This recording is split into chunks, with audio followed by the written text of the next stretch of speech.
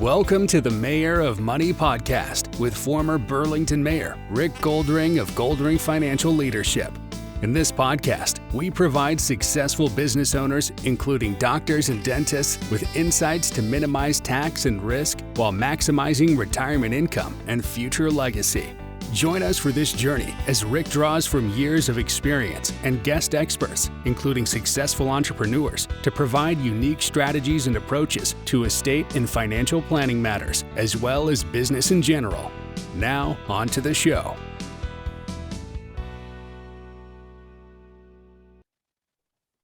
So my guests today are Taylor Weber and Adam Hussey of a company called Blendable. And no, this is not like a Vitamix competitor. This is a unique form of employee benefit type of company that's been around for almost 11 years. And Adam Hussey is one of the co-founders of the company. And Adam, why don't you kick it off? And why don't you tell us about some of the history and the background of Blendable? Sure, Rick.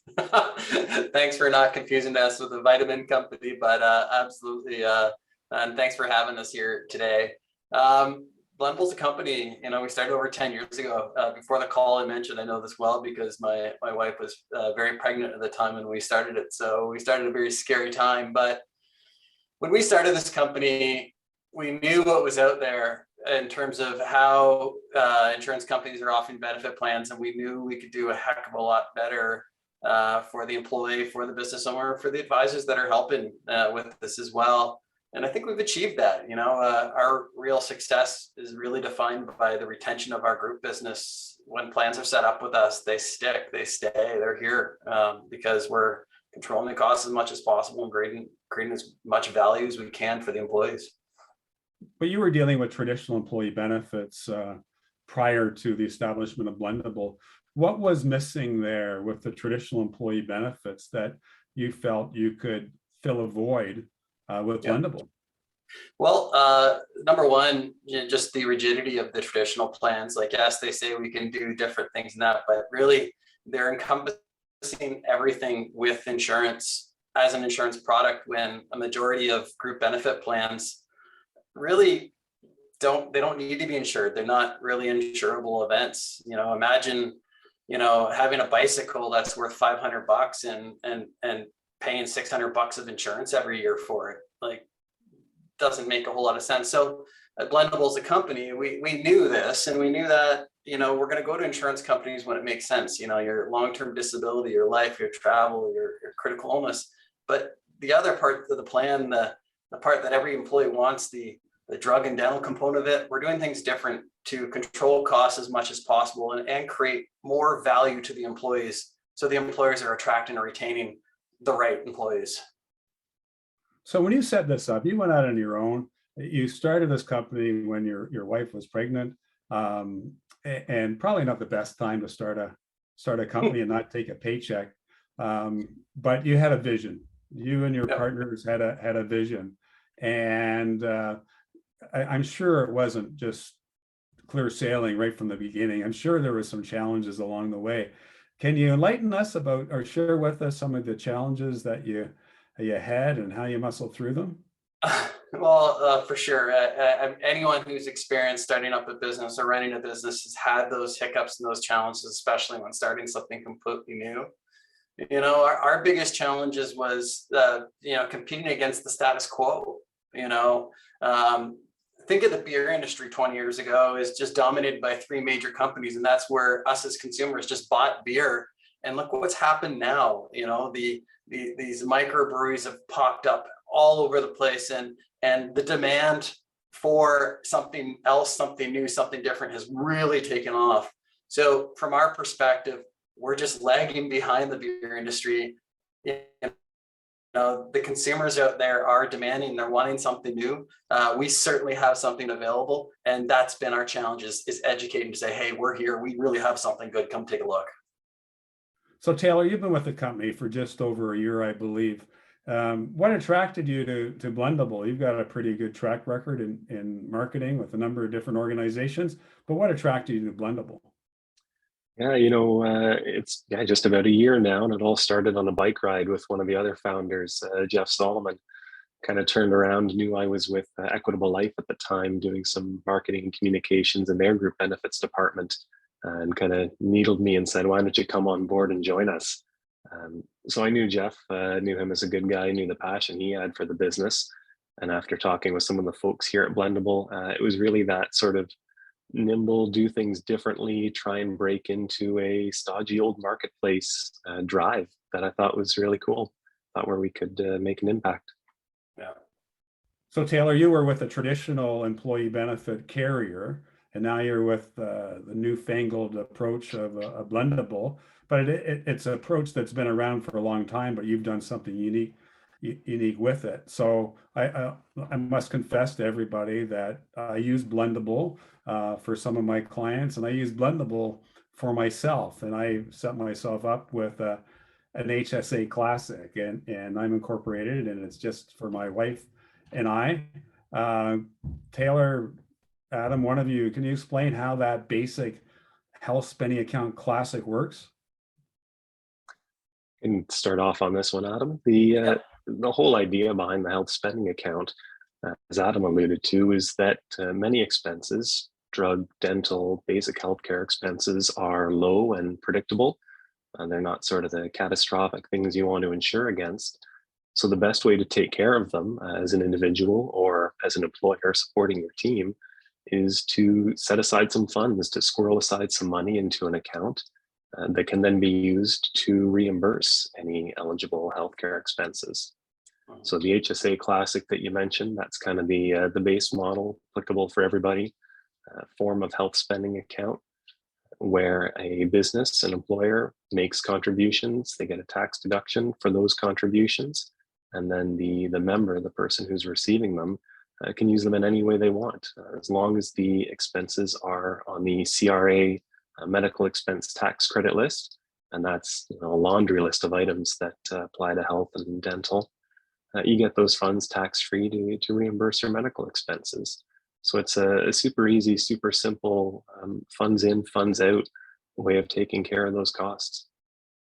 I guess I phrase it as, go Sorry, ahead. picture like a bank account for medical expenses. There's no deductibles like the traditional insurance plans. You don't have category limits like the traditional insurance plans. And the real value of the classic HSA is it's not use it or lose it.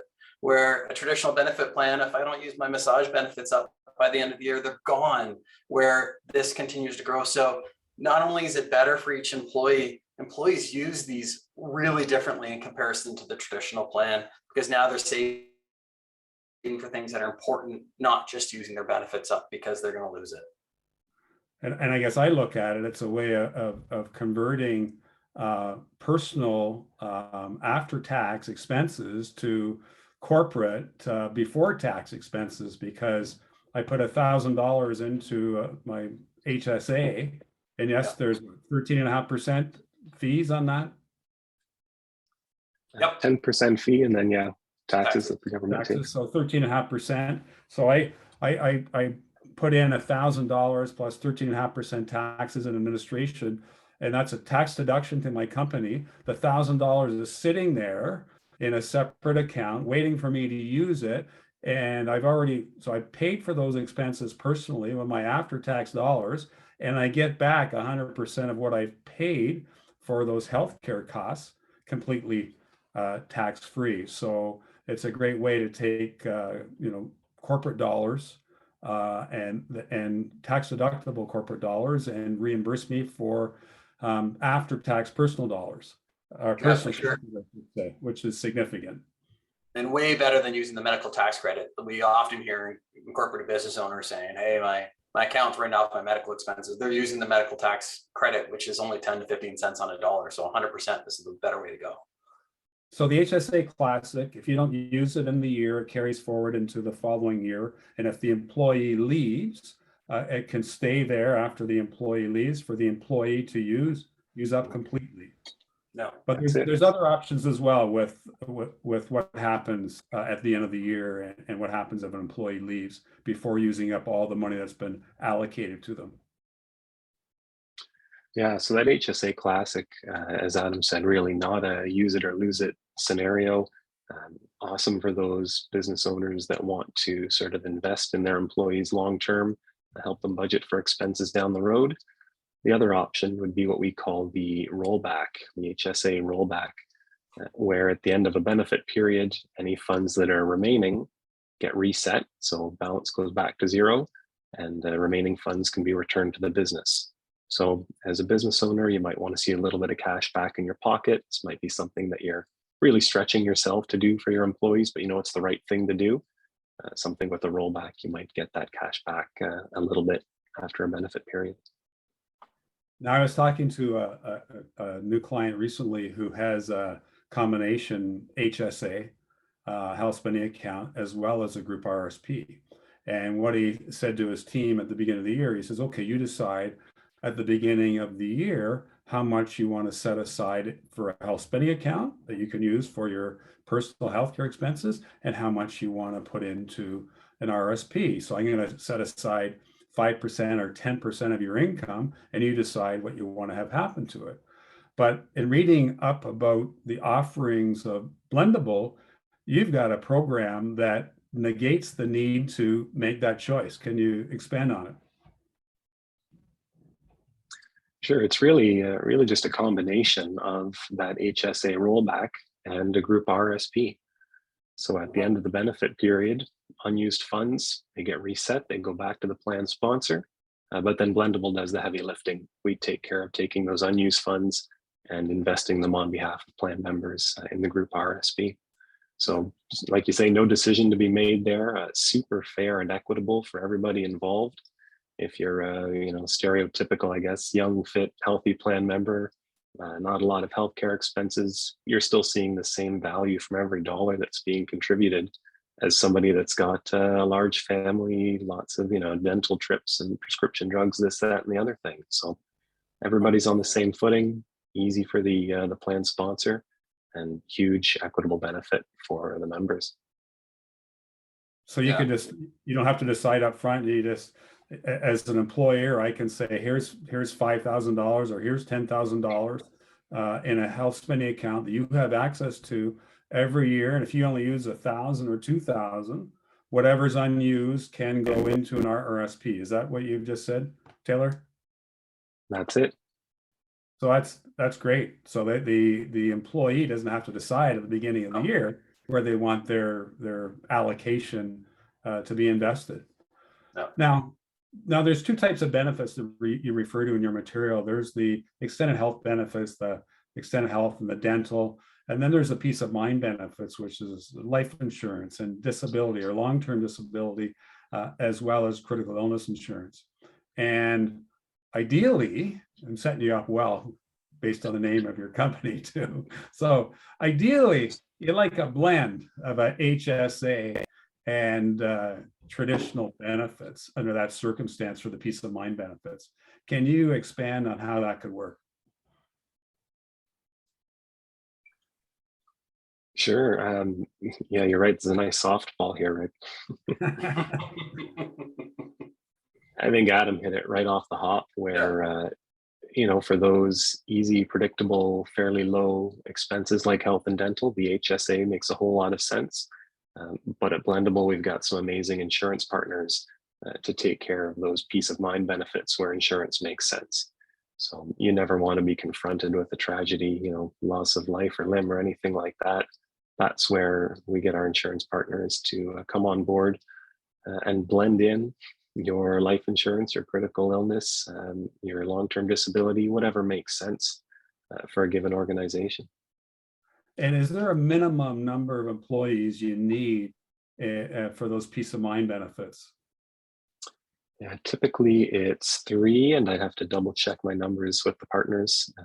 But that's pretty typical. There's some peace of mind solutions that are available. We have a really awesome travel insurance offer that can be added on down to a one-person plan. Very affordable, very inexpensive, and very valuable to anyone who's doing traveling in, as well as an excess medical. But yes, typically speaking, you're looking at 3 or more for your traditional long-term disability, life insurance, that kind of stuff. Great, that's wonderful. So tell us about the size of organizations you deal with. I mean, you deal with one company, one-person companies, I'm an example of that. You run the gambit, I'm sure, up to what's the biggest company you have as far as the number of employees you have in a company that you have a plan for? Adam, you can handle this one. A couple of good stories about some organizations we've worked with. Yeah. So I'd say where we see the most of our business is that medium-sized company, that certainly has experienced traditional plans before. And really that's 80% of the market out there is that mid-sized company that's had experience, but our largest plan is over 10,000 members. So we certainly have a variety of different types of businesses using us and for various needs based on what they're looking for. Wonderful. So 20 years ago, you talked about craft beer. 20 years ago, it wasn't as prevalent as it is now. And 20 years ago, HSAs weren't as prevalent as they are now. Where is the industry going? Where do you see employee benefits going 10, 15, 20 years from now? And right now, trends are all about flexibility. That's what people are itching for, whether it's the plan sponsor providing the benefits or the employees using the benefits. They want something that fits with their life, and we're realizing that no two people are alike. Imagine that. Everybody's got different lifestyles, different expenses they want to take care of, and they feel like their group benefits should match and should support that. So definitely flexibility is one huge trend in the industry right now. You're seeing the traditional carriers respond to it with their flex plans, and we're seeing a lot more uptake on HSAs because of that kind of a push. Now, speaking of flex plans, you do have something called an Hsa Wellness version. That's pretty unique. Can you expand on that? Yeah, the Hsa Wellness is more of a lifestyle spending account as opposed to a health spending account. So where the HSA Classic or rollback would be limited by what's eligible via the CRA for their medical expense tax credit, the Wellness is really for anything. So it's for the employer, the plan sponsor who wants to support healthy lifestyle choices. Whether that's fitness memberships or sort of nutrition, you name it, you can make it eligible on a wellness program. Difference being that those funds become taxable. Yeah. Gotcha. So your Y membership or your membership of any health club is not a tax deductible expense. So you just get reimbursed for it, and it's a taxable benefit to the employee who would get reimbursed for it through the wellness version of an HSA. Yeah. Right. It's a way of the employer sort of targeting their employees and saying, we want to support your health and wellness in some way. Here's an account that can do that, as opposed to just increasing their compensation, I guess. Yeah. Well, this has been a really helpful discussion. I'm sure I'm going to be sending this out to a lot of people I know once we post it, or we upload it, I should say, to all the different podcast platforms. But this has been really helpful in expanding the discussion with regard to HSAs and what Blendable is all about. And Adam, congratulations on your 10 plus years with the founders of your company. And Taylor, you've only been with the organization for a year, but you've landed in a pretty great spot, I think, and you've got a great future ahead. So gentlemen, thank you very much for joining me today. And I appreciate the opportunity for you to take time and share with us your offering. So thank you. Adam Hussey and Taylor Weber at Blendable. Thank you, Rick. This has been a lot of fun. Thank you for listening to the Mayor of Money podcast. Click the subscribe button below to be notified when new episodes become available. If you'd like to have a one-on-one discussion with Rick or have an idea for a particular guest or topic, contact him at rick@rickgoldring.com. See you next time on the Mayor of Money podcast.